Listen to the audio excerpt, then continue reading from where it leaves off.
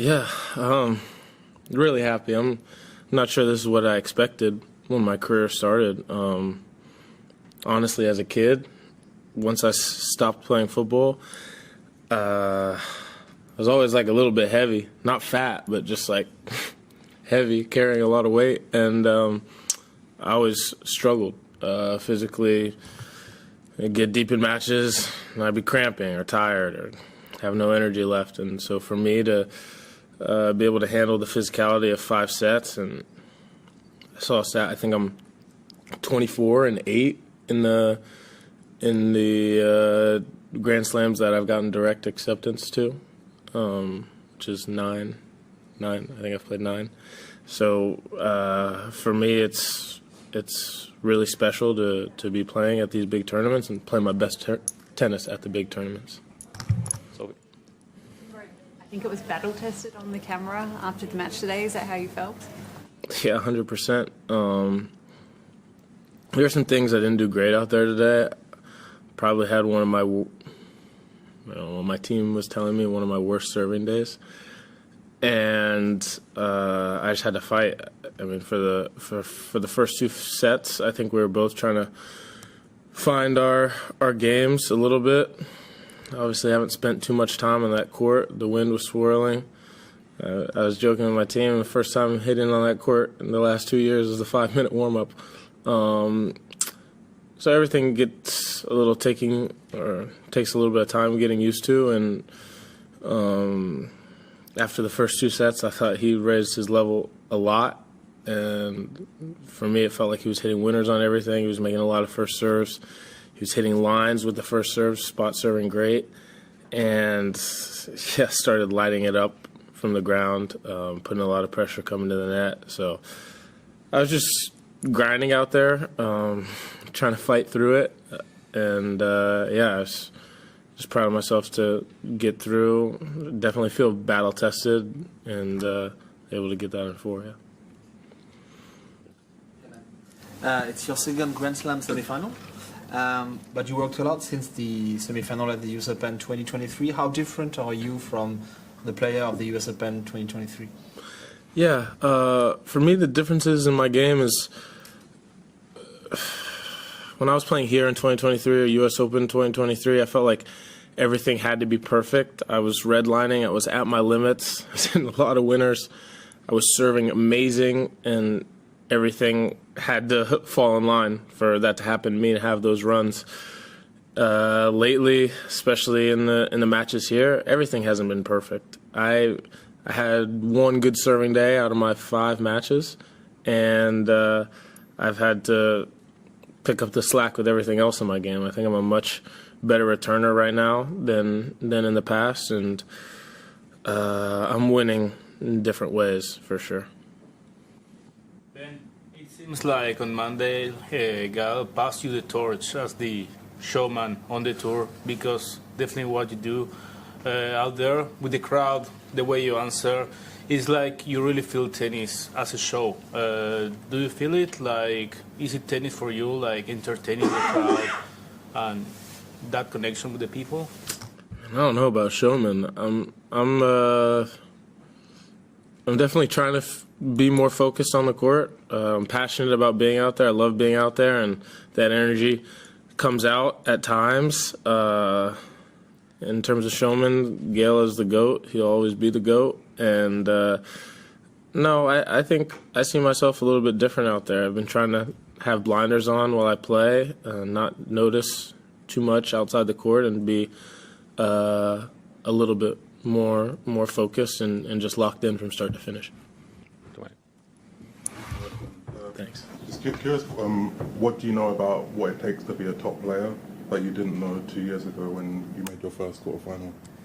Yeah, a little bit what I was saying before. I think that you got to be able to, your base game has to be good enough that you can win at 70% or 80%. You don't have to use everything in your arsenal and play perfect tennis to be winning out here. And I think that that's really, really important for me, and that's what I was saying.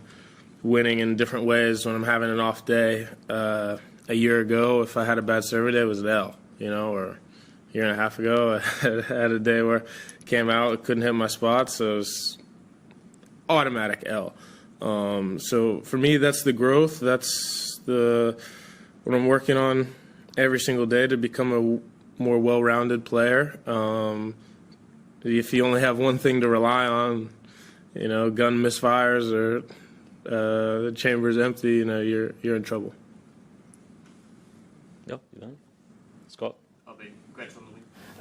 Obviously, don't know who you're going to play next, but maybe just a few thoughts on either Yannick Sinner or Alex de Minaur as opponents in the semi. Yeah, obviously two great players, real tough opponent either way. Alex has got the crowd in his hand here, and rightfully so. He's playing amazing tennis. It's his home slam, first quarter finalist since 2015. Yes. So it's really cool to see. I love watching those type of moments, and but at the same time, he's playing serious ball. And obviously, Yannick, defending champion, we know what he's done. Either way, a really tough matchup, and I'm really looking forward to it. I think that anytime you get to line up against the best in the world is a great opportunity to improve your game and see where you're at, and that's what Friday will be for me. Howard?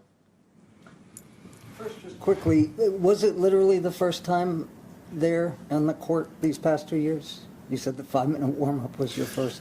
Yeah, last year I didn't hit a ball. Didn't hit a ball on Laver. I played a match on John Cannon. I played one on Key Arena, but from when I showed up, I never hit a ball, no practice, nothing. And this year, hadn't hit a ball yet. And is that a big deal? I mean, does it, because it's so much bigger maybe, or does it affect things at all or change the way you would play, or not really? I think it affects it as much as you let it affect it. I haven't played one match at this tournament on the same court. I've played on 1573, John Cain, Kia, Margaret Court, and Laver. For me, I don't really care. It's all the same. I'm sure that's something that would upset some players or different people who like things a certain way. I think they do a great job here in making the courts pretty similar. Obviously, speed can vary a little bit from court to court, but I think they all play pretty consistent, which isn't always the same at any tournament, especially a hard court tournament. You talked about redlining before. If you play Sinner, who's obviously #1 here and defending champion and had an unreal record on hard courts, I wonder how much do you feel like you have to play above and like kind of push things to the edge in terms of level of your aggression and how much you're going for against an opponent like him to be able to take him down? Yeah, I think it's calculated risks. You got to choose your moments. Still be confident in the things that you trust, but I don't think I'll be redlining. If anything, I've been, in terms of my baseline play, a bit more conservative this tournament. Okay with going deep in rallies. Probably have to step that up a little bit in the semifinals, but I don't think that redlining would be the term. I think that a more aggressive game style that's taking the ball a little earlier, or serving volleying more, or taking first ball line and running in instead of hitting 5 or 6 forehands in a row. I think that I'm figuring out ways to make guys uncomfortable without just playing at my upper limits and slapping. Last one. Can I go back to today's match? As you said, it's a tough match, tough battle. So is there any specific, like a turning point or like a games or points during today's match? For me or for him? Maybe for you. Yeah, I mean, obviously I had the lead early. It felt like the momentum shifted on his side for sure. He started, he punched me in the mouth.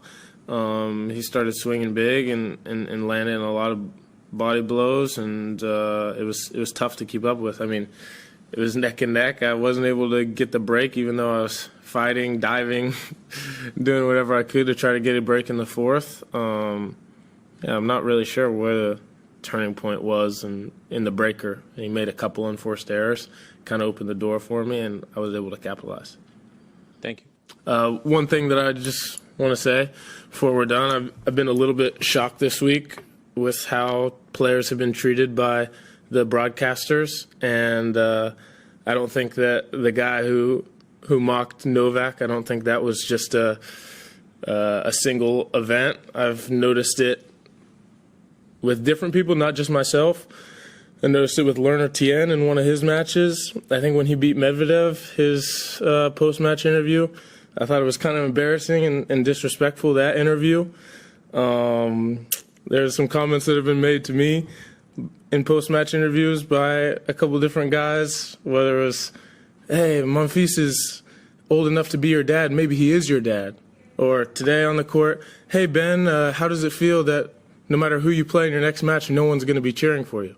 I mean, it may be true, but I just don't think a comment that's respectful from a guy I've never met before in my life. And I feel like broadcasters should be helping us grow our sport and help these athletes who just won matches on the biggest stage enjoy one of their biggest moments. And I feel like there's just been a lot of negativity, and I think that's something that needs to change.